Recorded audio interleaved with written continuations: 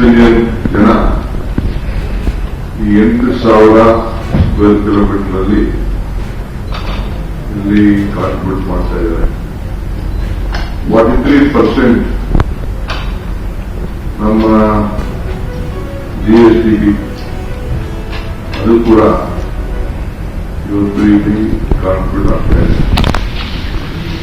So ಇಲ್ಲಿ ನಾವು ಇದಕ್ಕೆ ಬೆಂಗಳೂರಿಗೆ ನಾವು ಹೊಸ ರೂಪ ಕೊಡಬೇಕು, ಇನ್ನ ಶಕ್ತಿ ಕೊಡಬೇಕು. ಈಗಾಗಲೇ ನಾವು ಬೆಂಗಳೂರು ಈಗಾಗಲೇ 42% of the India software institute ಅಲ್ಲಿ ನಾವು ಸೆಂಟ್ರಲ್ ಗವರ್ಮೆಂಟ್ ಕಿಟ್ಟಿಗೆ ಕೊಡ್ತಾ ಇದ್ದೇವೆ.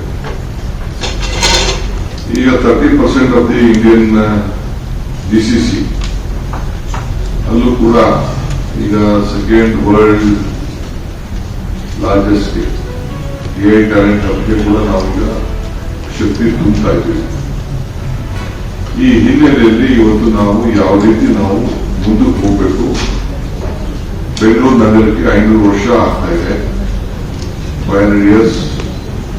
ಈ ಸಂದರ್ಭದಲ್ಲಿ ನಾವು 2032ಕ್ಕೆ ನಾವೀಗ 500 ವರ್ಷ ಮುಗ್ತಿದ್ದಂಗೆ ಎಕನಾಮಿಕ್ ಮಾಸ್ಟರ್ ಪ್ಲಾನ್ ನ ಯಾವ ರೀತಿ ನಾವು ಫಿಸಿಕಲ್ ಮಾಸ್ಟರ್ ಪ್ಲಾನ್ ಆಗಿ ಪರಿವರ್ತನೆ ಮಾಡಬೇಕು ಅಂತ ಹೇಳಿ ಬೆಂಗಳೂರು ಸಿಟಿ ರೀತಿಯಲ್ಲಿ ಚಿಂತನೆಯನ್ನು ಮಾಡ್ತಾ ಇದ್ದೀವಿ.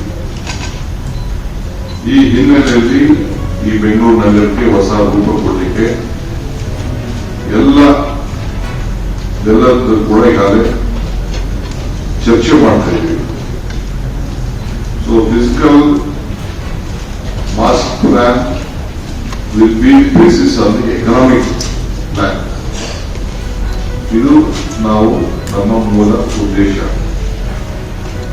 ಸೊ ಬೆಂಗಳೂರು ಎಕನಾಮಿಕ್ ರೀಜನ್ ಇದು ನಮ್ಮ ಬೆಂಗಳೂರು ಮೆಟ್ರೋಪಾಲಿಟನ್ ರೀಜನ್ ಜೊತೆಲೆ ಒಟ್ಟು ನಾವು ಇದಕ್ಕೆ ಒಂದು ದೊಡ್ಡ ಮಾಸ್ಟರ್ ಪ್ಲಾನ್ ಮಾಡ್ತಾ ಇದ್ದೀವಿ.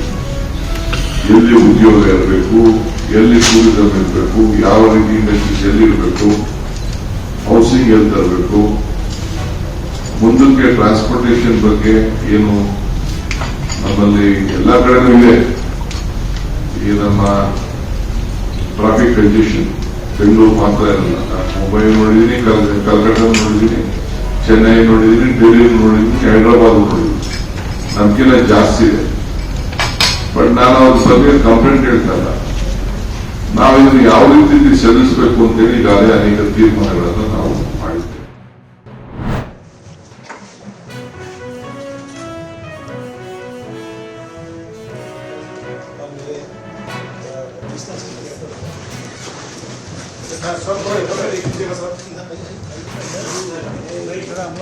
ಸರ್